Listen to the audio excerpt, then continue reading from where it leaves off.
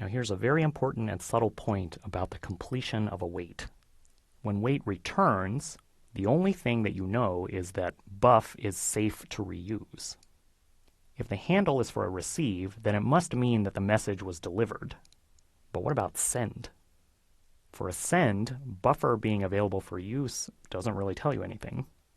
For instance, it could mean the message was delivered, since the wait might actually wait until the message is delivered. But it doesn't have to mean that. In fact, it might not even be the case that the message is even in flight yet. The precise action is implementation dependent. Implementation dependent? But why? The answer has to do with buffering implied by these primitives. Remember that the processes are executing asynchronously. Also remember that a send completes when the caller may reuse the message buffer. So let's imagine what might happen. Here are two ranks, I and j. Rank I is computing and then decides to send a message to j. In the meantime, j is running off asynchronously for a long time before it decides, oh, I'm ready to receive a message from I.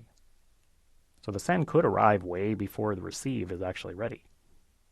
So, should the send stop and wait until the receive has been posted before it starts delivering? In this scenario, rank I would have to wait a long time. What rank I might do instead is make a copy and then later on decide to start the delivery. That way rank I can kind of keep going. So by leaving the meaning of the completion of a send a little bit loose, you give more freedom to the implementation to make a good trade-off. Okay, so what's the punchline of all this? Well, it means that when you're trying to determine if your algorithm is correct, meaning that a sent message is received, you need to prove that for every posted send, there is a matching receive. This protocol that sends match receives is called two-sided messaging. Two-sided suggests there might be a one-sided, and in fact, that's kind of what shared memory communication is. I'll let you think about that.